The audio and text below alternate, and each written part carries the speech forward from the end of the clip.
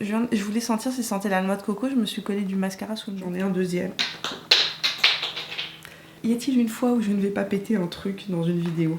Bonjour tout le monde, c'est Mimi, contente de vous retrouver ce matin avec ma nouvelle tasse, vous avez vu. Donc, dans cette vidéo freestyle, je devrais appeler mes vidéos comme ça, je vais aller chercher mes oreilles de lapin parce que nous allons nous maquiller ensemble.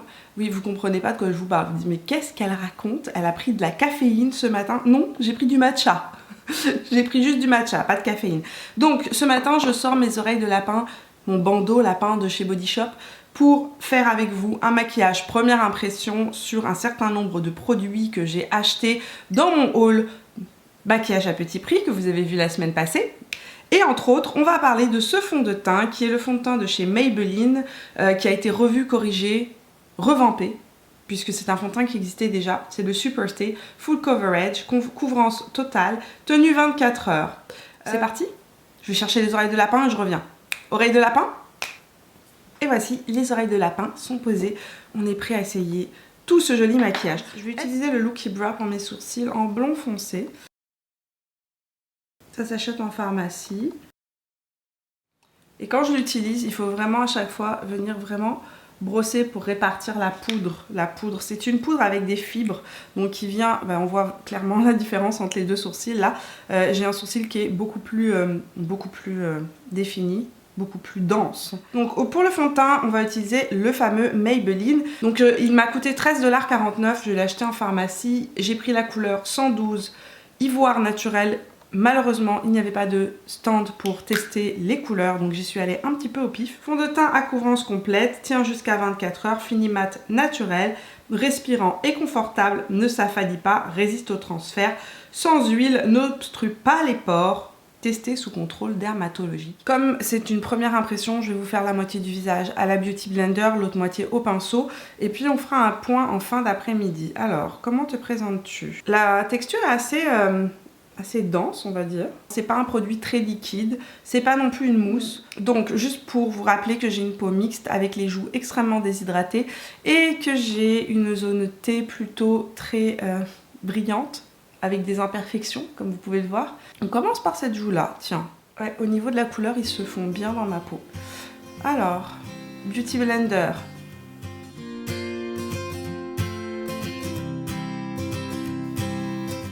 Donc, j'ai fait le premier côté à la Beauty Blender. La couvrance est relativement belle. C'est pas une couvrance totale.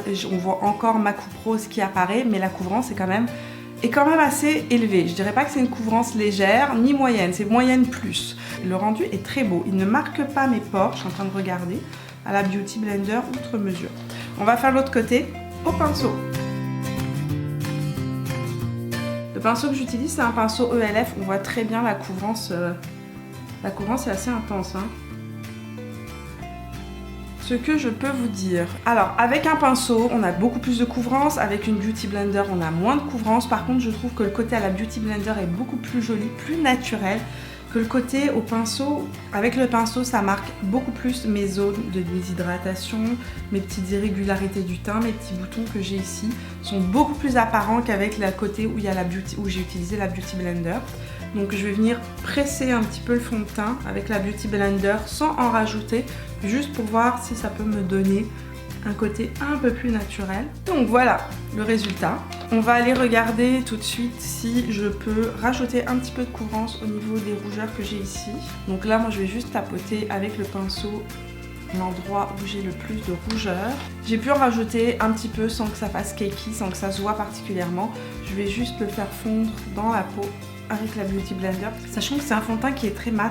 Je sais pas du tout si je vais le poudrer ou pas. Je vais attendre à la fin du maquillage et voir comment ça évolue. Donc pour les yeux, ce que je vais faire, c'est que j'utilise ma base de chez Wet n Wild. La base de chez Wet n Wild, elle est légèrement teintée. Donc elle vient un petit peu camoufler les rougeurs et autres. Pour les yeux, je vais utiliser les palettes NYX, donc les Ultimate. Je vous avais parlé de celle-ci que j'ai beaucoup appréciée, c'est la première que j'ai achetée. J'ai acheté celle-ci par la suite, j'en ai trouvé une autre d'une autre couleur. Les tons sont beaucoup plus froids par contre, donc c'est la Ultimate 02 neutre froid. et j'ai la neutre chaud. Je pense que je vais mélanger les deux aujourd'hui. On va y aller avec la plus foncée, avec la palette Warm. Et je vais aller chercher la couleur qui est juste ici et que je vais utiliser en couleur de transition. Alors c'est pas des couleurs hyper pigmentées comme on peut avoir avec les couleurs Anastasia, etc. Avec les palettes de chez Too Faced ou les palettes d'Anastasia Beverly Hills. Mais elles sont... on peut rajouter en intensité. Elles sont totalement constructives, elles sont pas du tout patchy. C'est des palettes qui se travaillent vraiment bien, elles sont pas poudreuses non plus. Je vais aller utiliser cette espèce de vert là que je viens de swatcher, qui en fait n'est pas du tout vert, qui est un marron, qui a des sous-tons vert canard. Et je vais l'utiliser dans mon angle externe. Je ne me serais vraiment pas attendue à ça. Regardez, ça sort vraiment marron froid. J'ai pris un petit peu de poudre de la Fit Me. Je vais venir l'utiliser pour me créer une petite ligne ici. Je vais aller utiliser le violet froid. J'ai pris un pinceau beaucoup plus fin. C'est le creux de paupière Précision 19 de chez Sephora, qui est beaucoup plus précis. Et je vais venir vraiment travailler l'angle externe.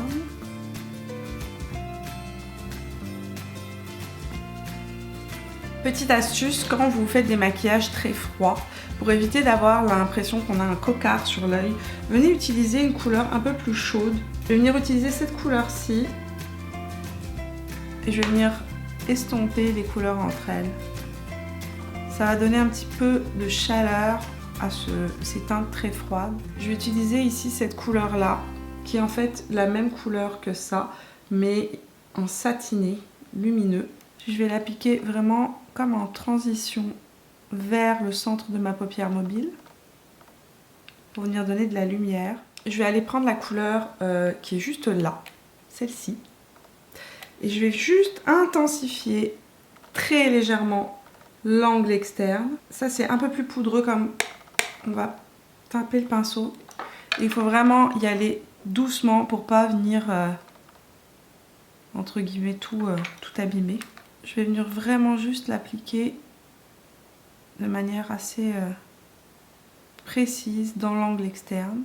Et au centre, j'ai envie de jouer avec le plus doré ici.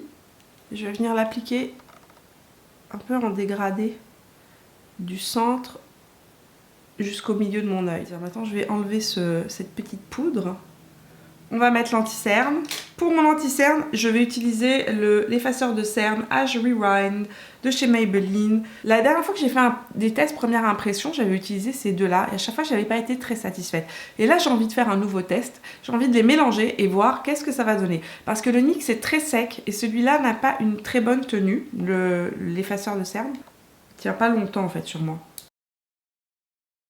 Et il est très jaune aussi. Donc je me suis dit que si on mélangeait les deux, peut-être qu'on va réussir à avoir quelque chose de pas mal. Celui-là est beaucoup plus pêche, celui de NYX. On va utiliser ma petite brosse de chez LR Cosmetics dont je vous ai parlé dans la vidéo sur les anti-cernes, la vidéo où j'ai testé le Urban Decay. J'ai indicé l'anti-cerne et en fait c'est génial cette petite brosse là parce que elle vient vraiment plaquer l'anti-cerne dans toutes les petites ridules en dessous des yeux et donc elle donne un aspect beaucoup plus frais, beaucoup plus lisse. Là je reprends la palette neutre froid, donc la plus froide, et je vais finir mon dessous de l'œil avec cette petite couleur-ci qui est un espèce d'aubergine noire. L'appliquer le long de la racine de mes cils puisque je mets pas d'eyeliner, avec un pinceau très rigide de chez Zoeva avec des poils courts et rigides. Juste pour info, cette couleur là fait des pertes et elle est un petit peu plus poudreuse, donc j'applique ça le long de la racine des cils et à l'angle externe de mon œil. Mascara, je vous avais parlé de ce mascara là, c'est le Total Temptation de chez Maybelline et je l'ai acheté pour la simple et unique raison qu'il y a écrit qu'il est fait avec de la noix de coco. Alors est-ce qu'il va sentir la noix de coco? Ils disent que c'est un washable mascara lavable. La forme de la brosse est assez fine donc c'est pratique généralement pour aller en dessous de l'œil. On va voir ce que ça donne au niveau de la longueur, est-ce que ça allonge les cils ou pas. je voulais sentir si ça sentait la noix de coco, je me suis collé du mascara sous le nez. Il y a une légère odeur de noix de coco, effectivement. Très légère, c'est subtil, hein, c'est pas le truc qui va vous... Alors c'est pas le mascara qui me donne le plus de longueur. Bon, le mascara, comme je vous ai dit, donne vraiment du volume aux cils, un excellent volume. Et autre point super positif, et ça j'apprécie énormément, on peut passer la brosse plusieurs fois et les cils ne collent pas entre eux. Je l'ai passé 5 ou 6 fois, très honnêtement. Les cils ne collent pas entre eux. Et je vais utiliser la petite poudre donc Fit Me de chez Maybelline et voir si je la préfère à la poudre compacte que je trouve un peu poudreuse en fait. Donc je vais l'appliquer vraiment comme je fais avec mes autres poudres sur ma zone T et voir ce que ça donne comme résultat. Deux choses que je remarque sur cette poudre. Effectivement, elle a un rendu qui est plus joli que la poudre compacte. Là, ça s'est bien fondu dans ma peau. Effectivement, ça floute les imperfections. Ça a complètement flouté mes pores.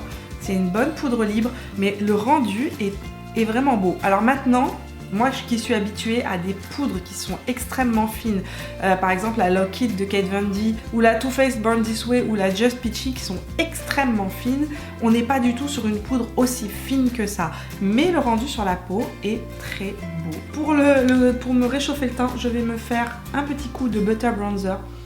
Mon Dieu, cette odeur. La meilleure odeur au monde. Alors le Butter Bronzer, c'est un bronzer qui est vraiment très modulable. Vous pouvez y aller et ne pas avoir peur de vous faire une grosse tache. Moi j'utilise le régulier, il y a le light et ils ont sorti des nouvelles couleurs. Si vous êtes en Europe, à chaque fois vous me demandez où est-ce que vous pouvez l'acheter. Vous pouvez l'acheter sur le site de Maquilalia, qui est un site espagnol et qui vend la marque Physician Formula. Et si vous êtes au Canada, il est chez Walmart, bon ça c'est certain, et aussi chez Pharmaprix. Vous avez été super nombreuses à me demander de tester les fameux highlighters de chez Physician Formula, justement, donc les Butter Highlighters. Donc on va essayer cela aujourd'hui. J'en ai un qui est le Pearl, qui est le plus clair, et le Rose Gold. Donc je vais tester, je pense, le Pearl, et je pense que je vais y aller au doigt. Parce que ça me semble être là. Ouh, c'est hyper intense. Ouh là là. J'ai à peine effrôlé ma peau. C'est...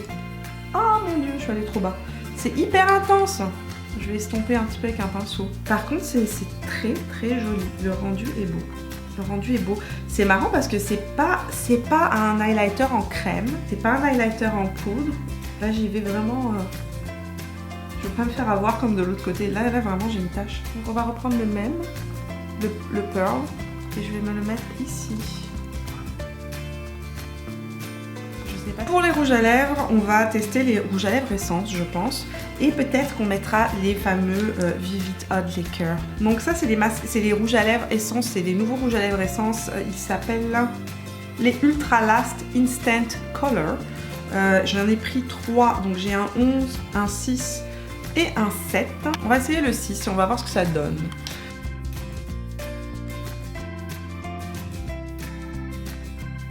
Alors avec un deuxième passage, la couleur est plus intense, c'est plus joli au niveau de la couleur, mais ça reste pas le rouge à lèvres le plus pigmenté que j'ai testé. Les Vivid Hot Laker. Donc on va essayer le 62, le Charmer.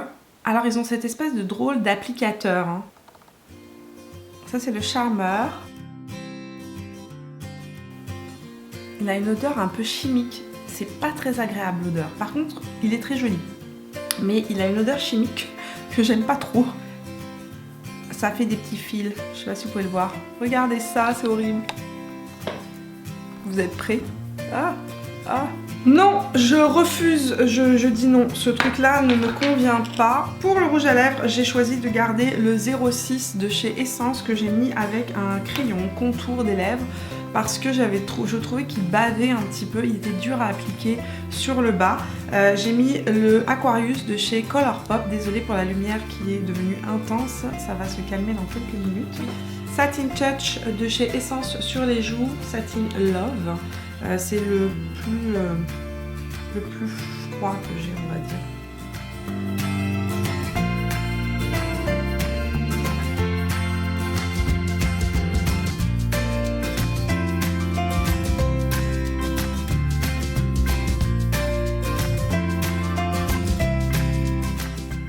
on est à la lumière du jour et je voulais juste vous montrer un peu à quoi ressemble le fond de teint. Ça fait à peu près 3 heures que je le porte et il n'a pas bougé. Il est vraiment très joli. Je préfère même au rendu du Fit Me pour l'instant.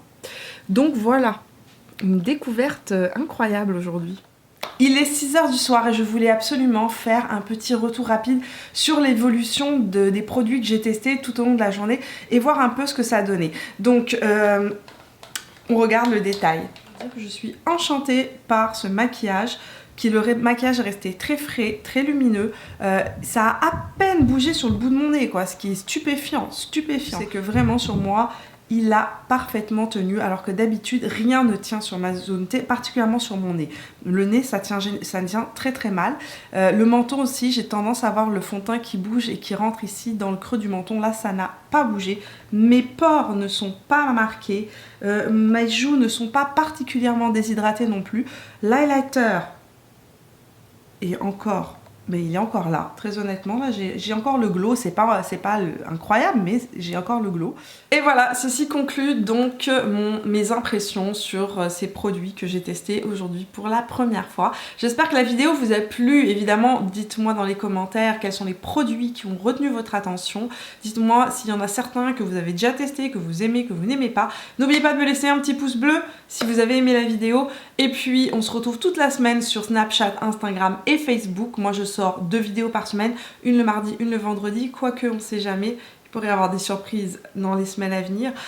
Moi je vous vois dans la prochaine vidéo et si vous n'êtes pas abonné, n'oubliez pas de vous abonner en cliquant juste ici sur mon visage. Je vous fais plein de bisous et on se voit la semaine prochaine. Ciao.